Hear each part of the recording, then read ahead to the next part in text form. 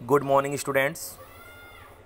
जैसा कि आपको पता है कि लॉकडाउन क्लासेस चल रही हैं, तो आज हमारा जो सब्जेक्ट है वो है बिल्डिंग कंस्ट्रक्शन। क्या सब्जेक्ट है? Building construction and maintenance engineering. Building construction and maintenance engineering, जो कि आपका fourth sem civil engineering fourth same.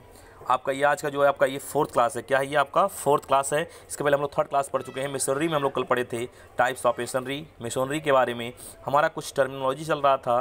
Terminology में हमारा कुछ पॉइंट्स और भी आज दिया गया है। तो इसमें आपका पहला हमारा जॉइंट्स होता है। सभी लोग चिनाई को देखे हैं।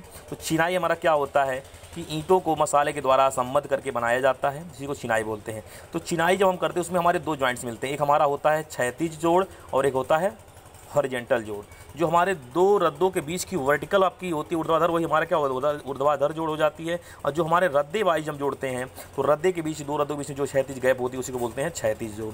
हम देखते हैं कि दो ईंटों या पत्थरों को मसाले या गारे के द्वारा जोड़ा जाता है। इन मोटी संगम रेखा को जोड़ कहते हैं। क्या कहते हैं? इन मोटी संगम रेखा को जोड़ कहते हैं। ये दो प्रकार के होते हैं। एक होता है हमारा हॉरिजॉन्टल जॉइंट और एक होता है ऊर्ध्वाधर जॉइंट, मतलब ऊर्ध्वाधर जोड़ और क्षैतिज जोड़। क्योंकि डायग्राम को स्पष्ट किया गया हुआ, आपका ये जो आपका है वो हमारा हॉरिजॉन्टल है और ये जो हमारा जॉइंट्स है वो हमारा क्या है? वर्टिकल जॉइंट्स है। इसलिए आपको यहाँ लिखा गया होगा। अब हमारा अगला आता है कि स्ट्रेचर और हेडर क्या होता है। स्ट्रेचर क्या होता है कि दीवार में जब हम देखते हैं तो दीवार में अगर लंबाई और मोटाई दिखती है, दीवार में लंबाई व मोटाई दिखे तो हमारा क्या होता है? यह इसे कहते हैं स्ट्रेचर या पट्टी कहते हैं, जिसमें लंबाई और चौड़ाई दिखती है।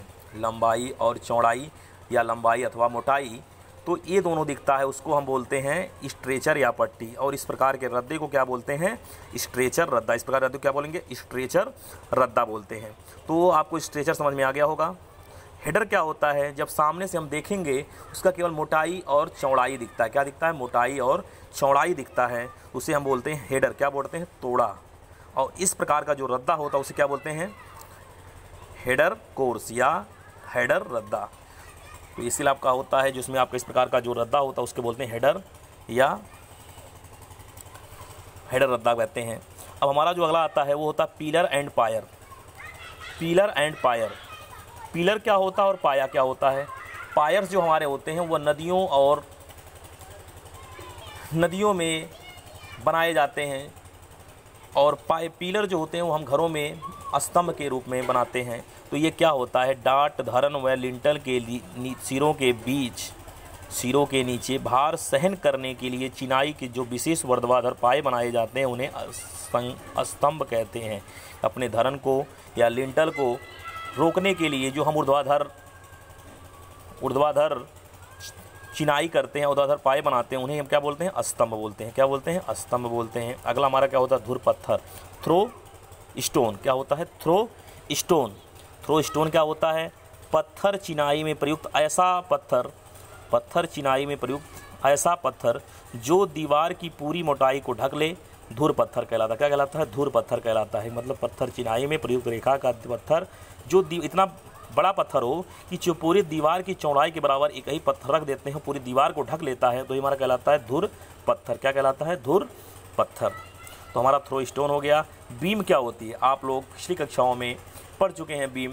तो बीम एक संरचनात्मक छड़ की भांति होती है जिस पर क्षैतिज बल लगाने पर वह ऊर्ध्वाधर के रूप में वो नीचे बेंड कर जाता है। क्या करता है? नीचे बेंड कर जाता है। तो देखते हैं संरचनात्मक भार को वहन करने के लिए सामान्य क्षैतिज में रखा गया छड़ या पाट धरन कहलाता है। संरचनात्मक भार को वहन करने के लिए सामान्य क्षैतिज में रखा गया पाट या छड़ धरन कहलाता है।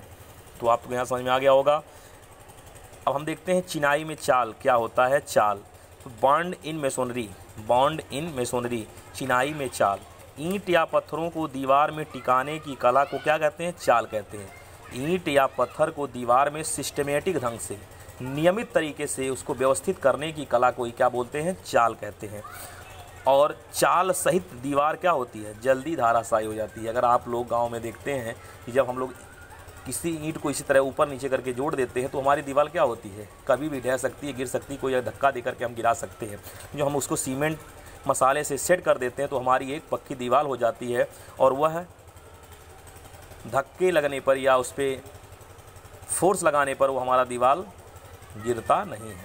तो हम लोग चाल के बारे में समझ गए। अब देखते हैं हमारा पर्पज क्या होता है। हमारे पर्पज निम्न है। पर्पज क्या होता है, उद्देश्य क्या होता है। तो चाल युक्त चिनाई की दीवार देखने में सुंदर लगती है। क्या होता है, चाल युक्त दीवार देखने में सुंदर लगता है। दीवार पर आने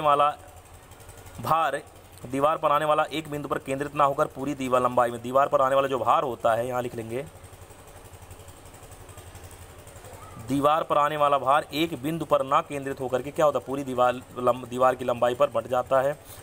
और लास्ट हमारा जो है, चाल अपनाने से एक ही दीवार पर कई हेड मेसन कार्य कर सकते हैं। अगर चाल सही तरीके से अपनाते हैं तो एक दीवार पर हम लोग 2 से 1 या 2 राजमिस्त्री का भी प्रयोग करते रहते हैं। तो आज हम लोग टर्मिनोलॉजी के बारे में पढ़े, चाल इन बॉन्ड इन मेसोनरी के बारे में पढ़े और पर्पज के बारे में पढ़े। तो आज के लिए इतना ही रहेगा। Okay, thank you class.